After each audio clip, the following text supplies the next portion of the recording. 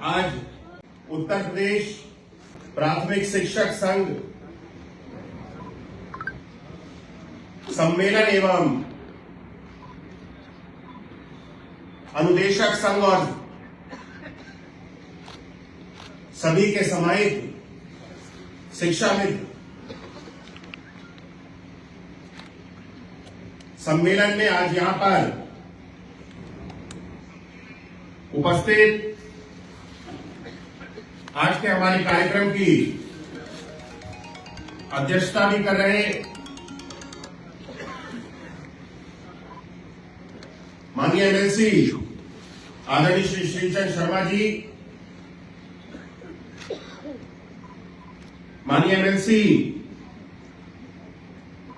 श्री बाबूलाल तिवारी जी, माननीय एमएलसी श्री मानवेंद्र सिंह गुरु जी, माननीय एमएलसी श्री अवनीश सिंह जी, माननीय विधायक श्री देवेंद्र सिंह जी, माननीय विधायक श्री वीरेंद्र सिंह जी, माननीय विधायक श्री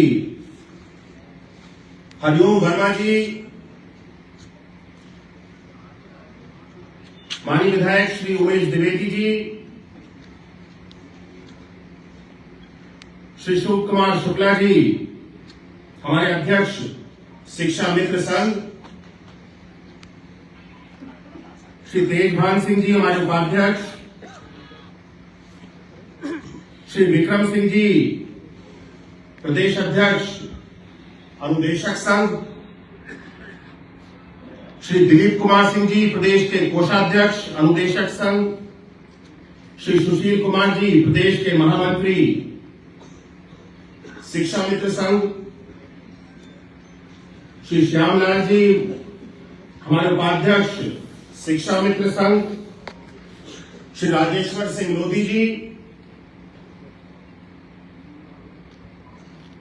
एवं मंच पर उपस्थित, क्योंकि मंच बहुत बड़ा है, मैं हर एक व्यक्ति का नाम लेना मेरे लिए संभव नहीं होगा, लेकिन सभी के प्रति सभी का नाम समाहित करते हुए सम्मानित मंच कहते हुए और मेरे सामने आए हुए सभी आज के हमारे कार्यक्रम के सबसे प्रमुख अंग हमारे सभी शिक्षा मित्र, सभी अनुदेशक, आप सभी का एवं यहां पर आए हुए सभी अन्य अतिथिगण, आप सभी का मैं अपने हृदय से आज के इस भव्य कार्यक्रम में स्वागत करता हूं, वंदन करता हूं, अभिनंदन करता हूं।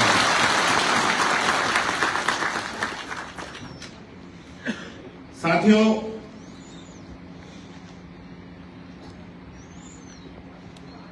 आप सब लोग उत्तर प्रदेश की हमारी शिक्षा व्यवस्था का एक अभिन्न अंग है।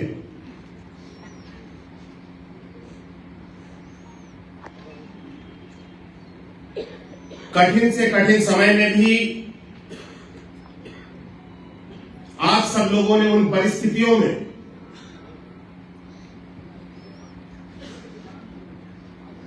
शिक्षा की अलग को जगा करके रखने का काम किया है।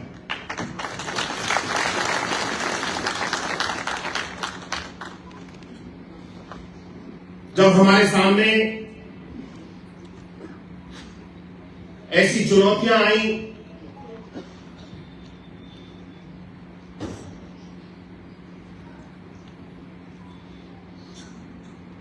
कि बच्चों का जो पठन पाठन का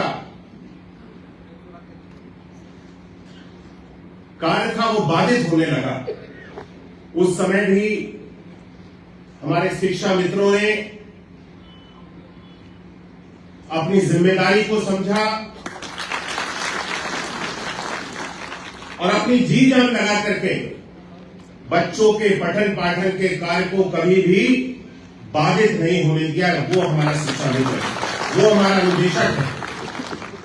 मैं ऐसे हमारे सभी जितने शिक्षाविद यहां पर उपस्थित हैं, शिक्षक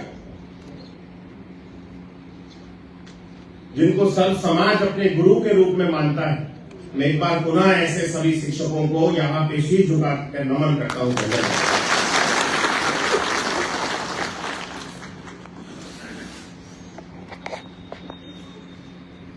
हम सबका दायित्व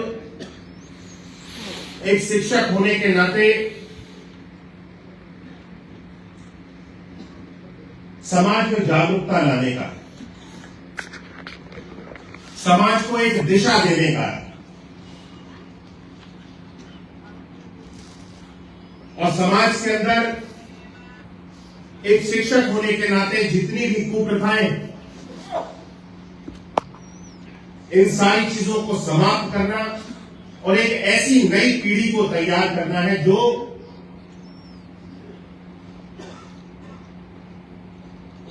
अपने दायित्वों के प्रति जिम्मेदार हो, अपने भविष्य के साथ साथ अपने देश के भविष्य के लिए अपने देश के भविष्य के लिए भी कुछ करने के लिए जज्बा रखती है।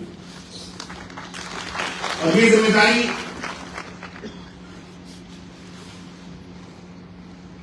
जब मैं शिक्षक का प्रयोग करता हूं तो हमारे शिक्षा मित्र उनसे अलग नहीं। आप भी इस अलग को जगाने में, नई पीढ़ी को मजबूती से खड़ा करने में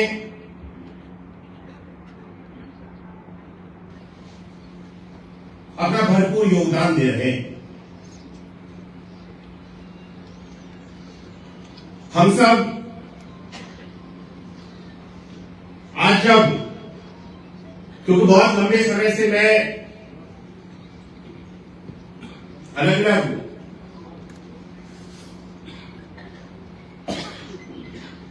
संगठनों के माध्यम से और अलग अलग समय पे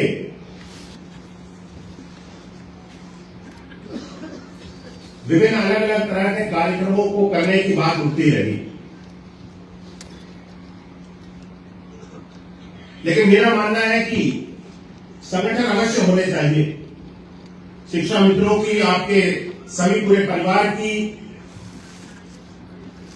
जो भी समस्याएं हैं उनको उठाने के लिए, आपकी आवाज को उठाने के लिए, और हमारे सभी सम्मानित जितने एमएलसी भी हैं आपके, शिक्षक से स्नातक से, वे भी अपने दायित्वों का पूरी तरह से निर्वहन कर रहे हैं और आपकी आवाज को सदन तक आपके बीच में से चुन करके जाने के बाद में पूरी मजबूती के साथ उठाते हैं। आज एक कार्यक्रम यहाँ पे आयोजित हो रहा है और मैं इस कार्यक्रम का हिस्सा हो रहा हूं। जब मुझे लगा कि आज जब एक मंच पे हर एक व्यक्ति है और सब शिक्षा मित्र हमारे एकजुट हैं, तब इस कार्यक्रम को हम सब लोग आज यहाँ पे एक भव्यता के साथ करते हैं।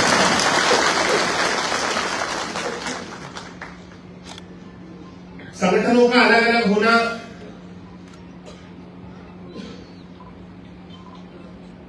तब तक ठीक है कि जब तक हम सब एक ही सुर में बात कर रहे हैं।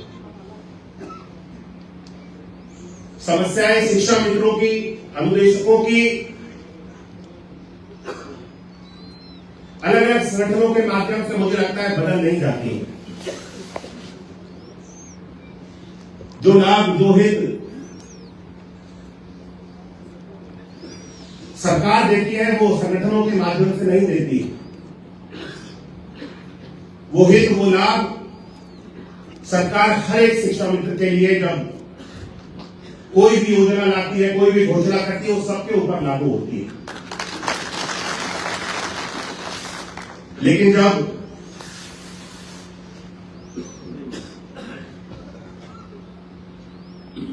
शिक्षा मित्रों के बल पे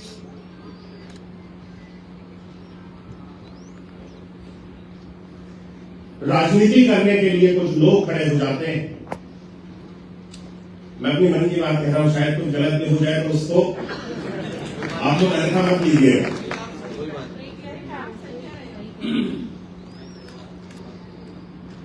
तब मुझे ये चीज बहुत खराब लगती है कि ये शिक्षा मित्र ये वो शिक्षक है जो अपनी मेहनत से हमारे बच्चों के भविष्य को संवारने के लिए लगा हुआ है, दिन रात एक कर रहा है।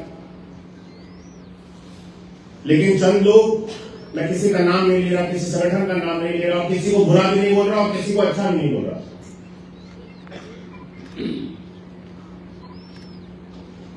जब हमारे मासूम लोगों के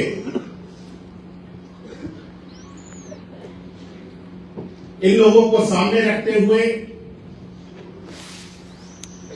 और इन लोगों को, शिक्षा मित्रों को, सभी हमारे लोगों को भ्रमित करते हुए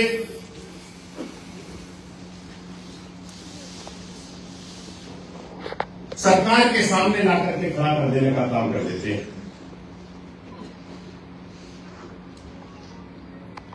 और एक संदेश ऐसा जाता है कि शिक्षा मित्र, सरकार जो भी कार्य करती है उसके विपरीत दिशा में चलते हैं। क्या इसका लाभ किसी भी शिक्षा मित्र को, किसी भी अनुदेशक को होता है? लेकिन लाभ किसी व्यक्ति को तो मिल जाता है। वो कोई भी व्यक्ति है, उस व्यक्ति को इसका लाभ मिल जाता है और उसके कारण नुकसान किसका होता है? सभी लोगों का। मैं चाहूंगा जब सरकार आपके साथ है, आपके हित के लिए कार्य कर रही है, हमें स्वयं को समझना हो कि हमें किसके साथ चलना है और किसके साथ नहीं चलना। हमें हमारी एकता को बना करके रखने का काम करना है। सभी संगठित रहेंगे, एकजुट रहेंगे, तभी आप आगे बढ़ सकते हैं। आज जो भी समस्याएं हैं हम सब लोगों के सामने, इन सारी चीजों का निस्तारण बहुत पहले हो चुका होता, लेकिन जबरदस्ती चीजों को बिगाड़ना और स्थितियों को सामान्य ना रहने देना किसी व्यक्ति का नाम नहीं लेता। कुछ लोगों की वजह से स्थितियां सामान्य नहीं रही और इस तरह की छवि बनी कि शिक्षा मित्र अपने मन के हिसाब से चलते हैं। हमें इस छवि को पूरी तरह से बदलने की आवश्यकता है। यह है नहीं, सच्चाई नहीं है, लेकिन एक भ्रम बनाया गया। ये भ्रम भी क्यों रहना चाहिए? रहना चाहिए। इस भ्रम को समाप्त करने के लिए हमें अपनी एकता को साबित करना होगा। हम एक हैं और आगे हमेशा एकजुट रहेंगे, ये संदेश हमें देने का कार्य करना है। और जिस तरह से हमारी सरकार आज सकारात्मक दिशा में आगे बढ़ रही है, शिक्षा के क्षेत्र में जिस तरह से हमारी सरकार ने कार्य किए हैं,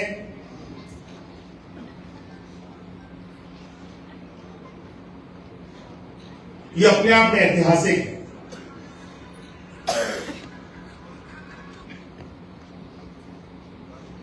दो 2017 से जब से योगी जी के नेतृत्व की भारतीय जनता पार्टी की सरकार बनी, शिक्षा के क्षेत्र में बहुत सारे बदलाव किए।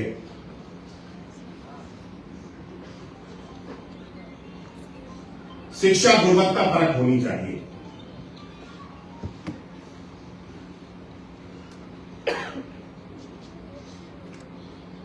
केवल विद्यालयों के निर्माण को करना, विद्यालयों को उनके सौंदर्यीकरण को करना और नई नई इमारतें बना करके खड़ी कर देना ही हमारी सरकार का उद्देश्य नहीं। हमारी सरकार का उद्देश्य ये स्पष्ट है। जिस तरह से राष्ट्रीय शिक्षा नीति को बना करके लागू किया गया और उसके अंतर्गत जो बदलाव इस देश के अंदर, इस देश की शिक्षा व्यवस्था में बहुत पहले आ जाने चाहिए थे, उन बदलावों को हमारे देश के प्रधानमंत्री आदरणीय श्री नरेंद्र मोदी जी के द्वारा लाया गया।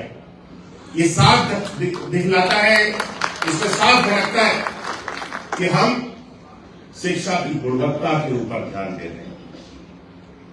बच्चों की शिक्षा इस बदलते हुए युग के साथ में किस तरह से बदलनी चाहिए और नए युग की नई शिक्षा कैसी होनी चाहिए, ये राष्ट्रीय शिक्षा नीति के अंदर पूरी तरह से दर्शाया गया है। आज डिजिटल एजुकेशन को हम सब लोगों ने प्राथमिकता दी, क्योंकि नया युग डिजिटल युग है और बिना डिजिटल एजुकेशन के क्या हमारा आने वाली नई पीढ़ी आगे बढ़ सकती है? नहीं बढ़ सकती है। आज हर एक चीज डिजिटलाइज हो रही है। हमने अपने हर एक विद्यालय को डिजिटल संसाधनों के साथ, उपकरणों के साथ युक्त करने का काम किया। और मैं गर्व के साथ कह सकता हूं कि उत्तर प्रदेश जिस दिशा में आगे बढ़ रहा है, उत्तर प्रदेश का शिक्षा विभाग जिस गति के साथ और जिस दिशा में आगे बढ़ रहा है, ये देश का सर्वप्रथम प्रदेश होने वाला है जो शिक्षा की व्यवस्था में सबसे आगे बढ़े। उत्तर प्रदेश पहले बहुत सारी चीजों के लिए 2017 से पहले जाना जाता था। सबसे बड़ी जनसंख्या वाला प्रदेश, सबसे बड़ी आबादी का प्रदेश, लेकिन जाना जाता था गुंडे, माफिया और कुख्यात अपराधियों के नाम से, भ्रष्टाचार के नाम से, शोषण के नाम से। आज इस छवि को पूरी तरह से बदलने का काम हमारी उत्तर प्रदेश की योगी जी की और मोदी जी के नेतृत्व की सरकार ने किया। आज उत्तर प्रदेश देश के ग्रोथ इंजन के रूप में जाना जाता है। ये उत्तर प्रदेश उत्तम प्रदेश के रूप में जाना जाता है, जहां का शिक्षक अपनी जी जान एक करते हुए आने वाली नई पीढ़ी को तैयार करने के लिए इस देश की 2047 में जो हमारे प्रधानमंत्री जी ने सपना देखा है, एक विकसित राष्ट्र का, एक विकसित भारत का, उस सपने को पूरा करने में अपनी जी जान लगा देने वाली उत्तर प्रदेश के हमारे एक शिक्षक के नाम से आगे प्रदेश जाना जाता है। साथियों, जब सरकार सकारात्मक दिशा में आगे बढ़ रही है,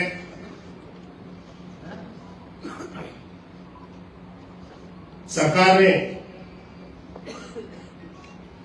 अभी हाल ही में जब शिक्षक दिवस था, जिसके बारे में हमारे सभी सम्मानित विधायकगण, एमएलसी गण आपसे चर्चा कर चुके हैं, जब कैशलेस चिकित्सा की सुविधाओं की बात आई, माननीय मुख्यमंत्री जी ने इस पर एक चर्चा करने के लिए बैठक बुलाई और उसमें हर एक चीज पे चर्चा हो रही।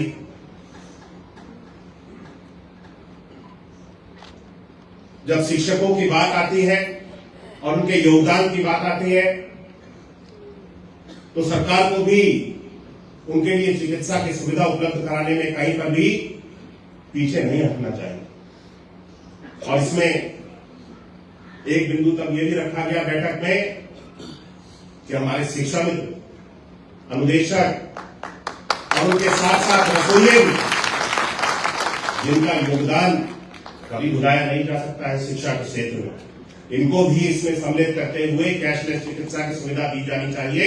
तब आप सब लोगों को भी माननीय जी ने निर्णय किया कि हाँ, इन सब लोगों को भी सम्मिलित करते हुए, और उन्होंने स्वयं इसकी घोषणा की कि समस्त सभी शिक्षकों के इसके अंतर्गत हम सब लोग समाहित करेंगे और इसकी रूपरेखा बहुत जल्द बन करके तैयार हो जाएगी। क्योंकि एक जब बड़ी व्यवस्था बनानी होती है, कोई नई चीज की तैयारी करनी होती है, इसका ड्राफ्ट तैयार किया जा चुका है। मुझे लगता है हमें बहुत ज्यादा प्रतीक्षा की आवश्यकता नहीं होगी।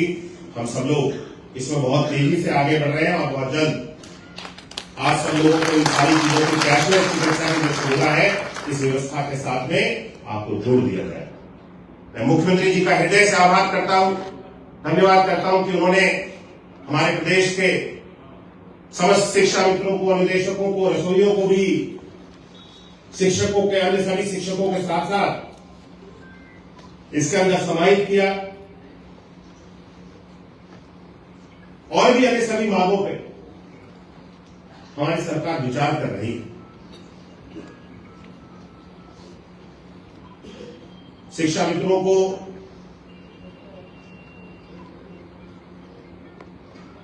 अभी उनके मनचाहे विद्यालयों में पहुंचने का अवसर मिल जाए, क्योंकि कई सारे शिक्षा मित्र ऐसे हैं जिनको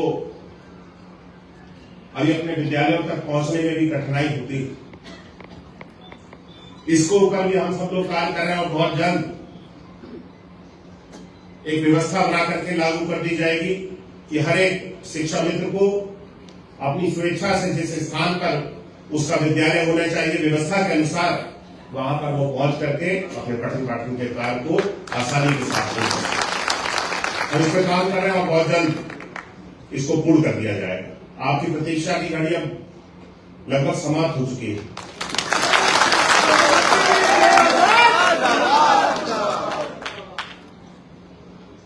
सरकार जब आपकी तरफ आपकी मांगों की तरफ 2 कदम आगे बढ़ी है और उनको पूरा किया है, धीरे धीरे करके हर एक चीज पूरी की जाएगी, छोड़ा कोई भी चीज नहीं जाएगी। तो क्या हमारा दायित्व नहीं बनता कि 2 कदम जब सरकार बढ़ रही है 2 कदम हमको भी आगे बढ़ना चाहिए? फासले तो कभी कम होंगे ना। एक व्यक्ति और दोनों व्यक्ति जब पास में चल करके आएंगे तो फासले कम करने में उसमें खुशी भी ज्यादा होगी, क्योंकि वो स्वेच्छा से होगा कि हम भी मिलना चाहते हैं और आप भी हमें आकर के मिल रहे हैं। एक व्यक्ति खड़ा है और दूसरा व्यक्ति चल के जाएगा तो उसको मिलना नहीं बोलते, उसे मिलना नहीं कहा जाएगा ना। दोनों लोग स्वेच्छा से, आप भी हमारी शिक्षा व्यवस्था का एक बहुत अभिन्न अंग है, जैसा कि मैंने कहा। और शिक्षा मित्रों के बिना, अनुदेशकों के बिना हम बेसिक शिक्षा विभाग में पठन पाठन के कार्य को भली भांति संपन्न करने की कल्पना नहीं कर सकते। आपका योगदान बहुत महत्वपूर्ण है हमारे लिए। शिक्षा मंत्री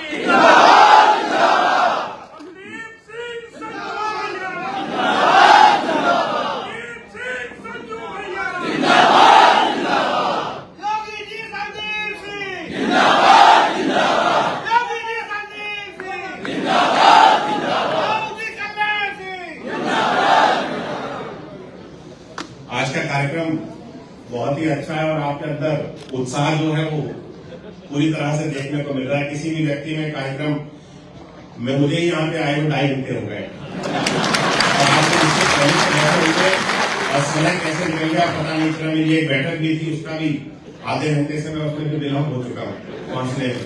लेकिन यहाँ पे आप सब लोगों के बीच में सभी लोगों को सुनने में इतना आनंद आ रहा था कि समय का पता नहीं चला। और मैंने भी कहा कि थोड़ा विलम्ब होता है तो कोई बात नहीं, आगे से पहुंच करके हम बैठक मैं बहुत अधिक समय नहीं लूंगा। केवल यही आप सबसे अनुरोध करने के लिए आया हूं कि ये जितने भी नकारात्मक चीजें हैं इनको हमें समाप्त करते हुए, एकजुट होते हुए समस्त शिक्षा मित्र और समस्त अनुदेशक हम सब एक हैं, सरकार का एक अंग है और एक सुर में आगे बढ़े, एक आवाज में आगे बढ़े। जब 2 कदम आप आगे बढ़ रहे हैं, सरकार भी आपकी तरफ 2 कदम बढ़ रही है और जब हम एक हो जाएंगे तो मुझे नहीं लगता कि आने वाले समय में आप सब लोगों की जो भी समस्याएं हैं उसका पूरी तरह से निस्तारण होगा। मैं कोई घोषणा तो नहीं कर सकता, जैसा कि पहले श्रीचंद जी ने भी कहा कि मैं रोका नहीं है, उनका योगदान मिल रहा है, उनका पूरा समर्थन है। वो इसको बहुत जल्दी से आगे लेकर के जाने में अपना सभी हमारे जितने भी एमएलसी हैं, स्नातक के और सभी हमारे विधायकगण भी आपकी सभी समस्याओं को रखने में, आपकी आवाज बनने में माननीय मुख्यमंत्री जी तक मेरे साथ में मेरा सहयोग सदैव देते हैं और आगे देते भी रहेंगे।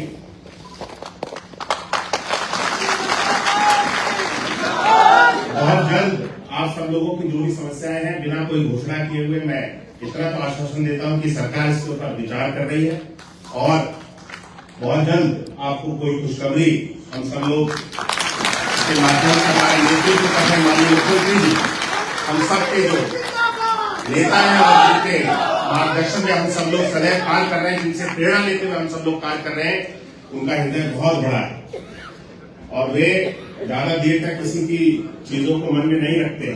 जो भी नकारात्मक चीजें होती हैं, अगर हम बढ़ करके सकारात्मक दिशा में आगे बढ़ना चाहेंगे और हम स्वयं से, हमारे सभी सम्मानित जन इसको ध्यान लेंगे कि हमें जो भी हमारे बीच में, सरकार के बीच में और आपके बीच में भ्रम फैलाया गया, इसको समाप्त करना है और हमें हमारी एकता दिखानी है। ये निर्णय अगर हम लोग कर लेंगे तो बहुत जल्द ये खुशखबरी भी साथियों आपको माननीय मुख्यमंत्री जी से मुख के माध्यम से सुनने को मिल जाए। लेकिन इसका एक संदेश जाना चाहिए, आज से संदेश जाना चाहिए पूरे प्रदेश में, हमारे समस्त सभी शिक्षा मित्रों में, सभी अनुदेशकों में कि हम एक सुन के बात करेंगे।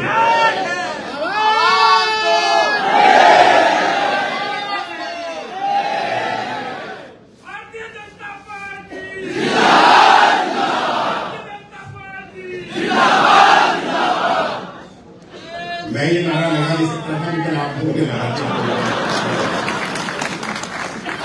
ये कोई पार्टी का कार्यक्रम नहीं कर रहा, इसको कृपया करके इस तरीके से ना मोड़िएगा। ये हमारे शिक्षकों का, सम्मानित शिक्षकों का, शिक्षा मित्रों का, निदेशकों का कार्यक्रम। अब हम शिक्षा के लक्ष्य जगाने के लिए यहाँ पर एकत्रित हुए हैं, अपने प्रदेश को नई ऊंचाइयों तक लेकर के जाने के लिए यहाँ पर एकत्रित हुए हैं, और हमारे शिक्षा मित्रों की जो भी समस्याएं उनको हम सब लोग दूर कर सके और आपकी आवाज उन तक पहुंच सके इस मंच के माध्यम से। इसीलिए हम सब लोग आज यहाँ पर एकत्रित हुए हैं। हमारी सरकार आप सबके लिए बहुत ही संवेदनशील है। शिक्षा मित्र समस्या नहीं, शिक्षा मित्र समाधान। इस सोच के साथ हम सब लोग आगे बढ़ रहे हैं। आप सबका सहयोग हमें सदैव प्राप्त होता रहे और हम देश को नई ऊंचाइयों तक लेकर के जाते रहे। और इस स्नातक के चुनाव में भी हमारे जो लोग पहले से वोटर बन चुके हैं और जो ना बने, वो कृपया करके अपने आप को वोटर बनवा लें। ये भी